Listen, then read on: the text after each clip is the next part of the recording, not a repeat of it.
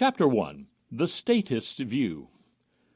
The statist perceives the state as a group of individuals who selflessly toil for the common good, and who have a mandate through the electoral process to pass legislation as these individuals see fit to force changes in behavior of those outside the state. The statist lauds public service, and believes that those at the state are deserving of special privileges and respect given their selflessness and the awesome power they wield.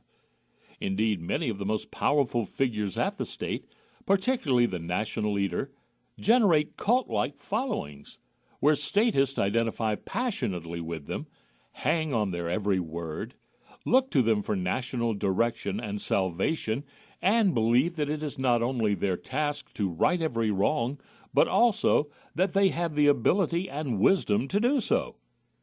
Even if there are a few rotten apples now and then at the state, this is not seen as an indictment of the notion of the state, just of those individuals.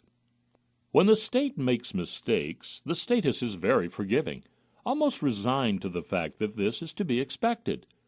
These mistakes don't cause the statist to question the idea of the state, but simply confirms to the statist that society needs to elect better representatives at their next election.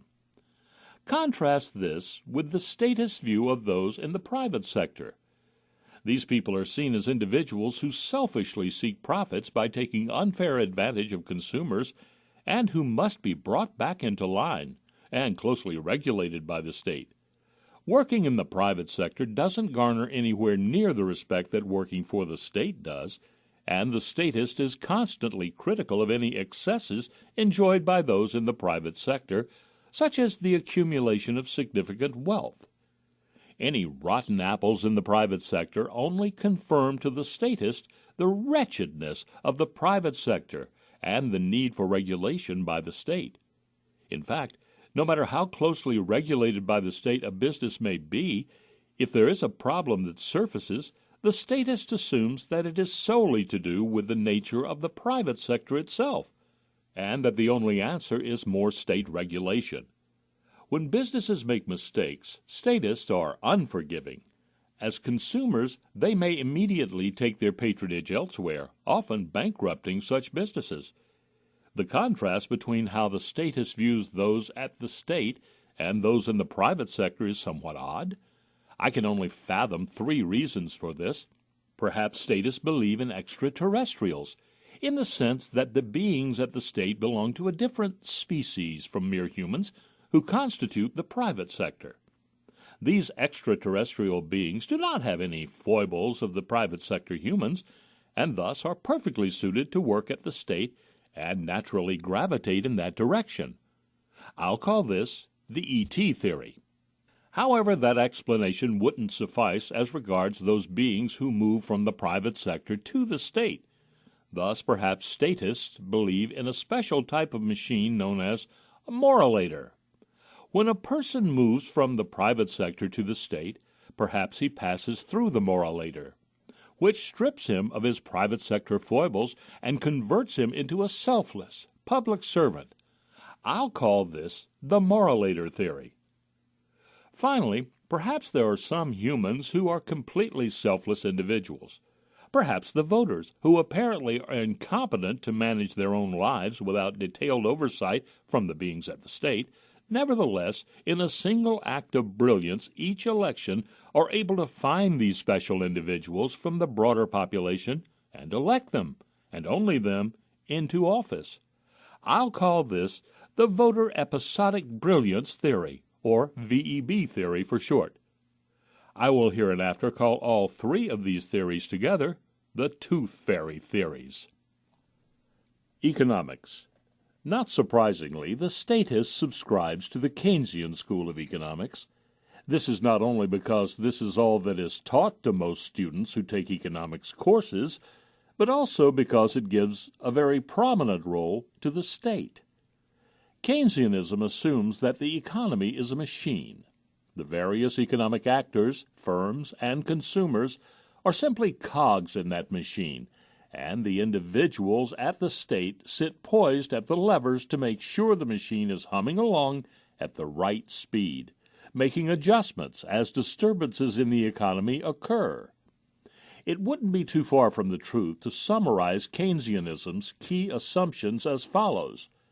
Consumers are automatons, entrepreneurs are manic depressives, and those at the state are wise, stable, selfless souls who can ably steer the ship through stormy waters. Fundamentally, Keynesianism is based on the belief that consumer spending creates wealth.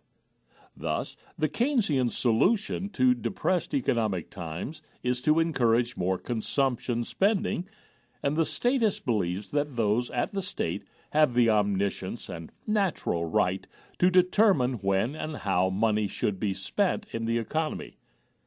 This is demonstrably wrong on so many counts that an entire book could be written on this topic alone.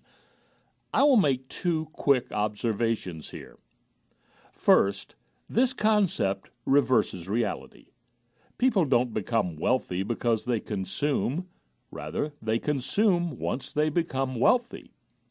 Second, the creation of societal wealth comes from two factors, both of which must be present.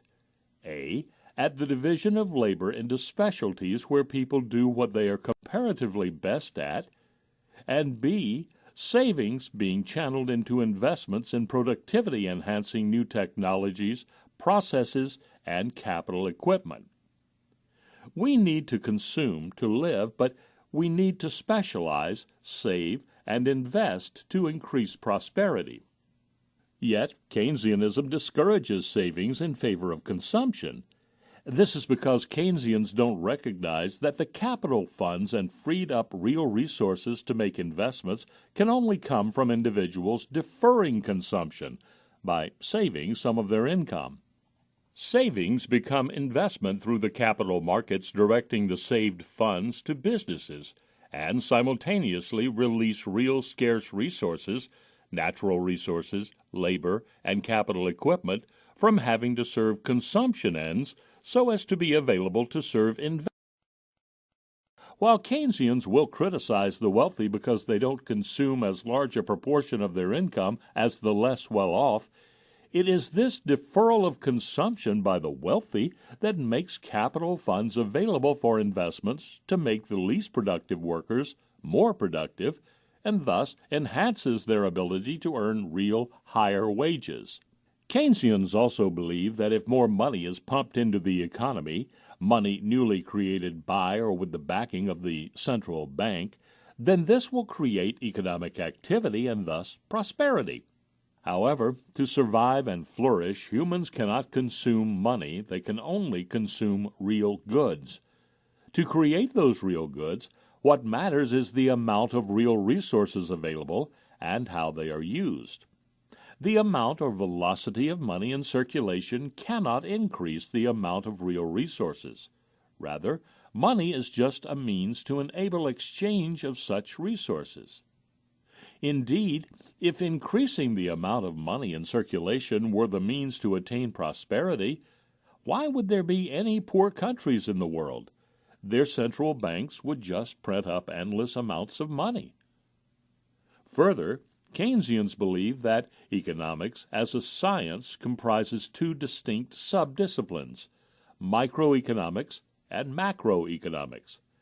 Whereas the former deals with the laws of economics, which describe how individuals act in a world with scarce resources, the latter attempts to describe, model, and predict how the economy behaves.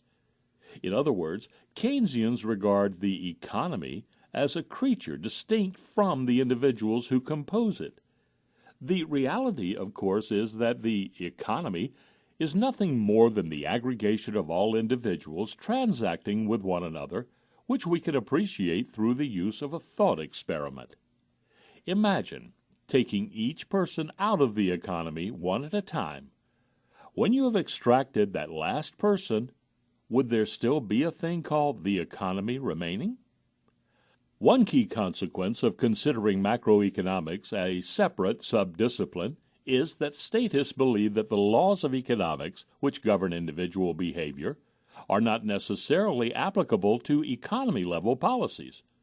So, for instance, While statists accept that it is beneficial for individual consumers to pay lower prices for goods, i.e., that price deflation is a positive trend, when the state wants to finance its programs through the injection of new money into the economy, thereby causing price inflation, which is essentially a hidden tax, we are told that economy-wide price deflation is something to fear, and that, as a country, we must subscribe to inflation targets.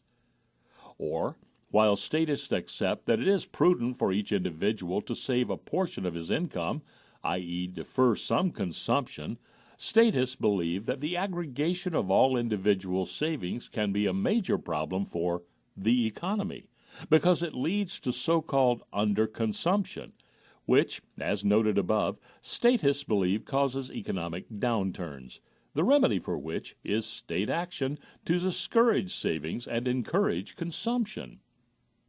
As one more example, while statists accept that an individual can maximize his prosperity by not being self-sufficient, meaning that it is highly beneficial for the individual to freely trade with others, producing what he is best at and exchanging this for goods that others are best at producing, this benefit is questionable when the individuals on the other side of such exchanges are residents of separate states. Statists believe that it could make economic sense for the state to restrict citizens' ability to trade with foreigners, because statists take an our economy versus their economy approach. Never mind that national borders are artificially drawn up by individuals at the state in the first place. The statists' views on personnel and economics articulated above are consistent themes that permeate the way the statist thinks about the wonders of the state and the depredations of the free market. In the remainder of this book, I will show why these views are specious, and hence why we should never settle for the state.